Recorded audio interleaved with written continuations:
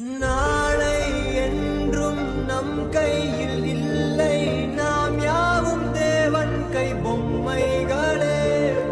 என்றால் கூட போராடு நண்பா, என்றைக்கும் தோற்காது உண்மைகளே. செயின்ட் போல்ட்டை போல் இல்லாமல் ஓடு, கோல்டு தேடி வரும். உங்கள் வாழும் ஒலிம்பிக்கை போலே வேர்வை வெற்றி தரும். நாங்கள் ரிஷியும் இல்லை, ஓர் ருஷியில் சொன்னோம் Meet your new ACP, Adityan IPS.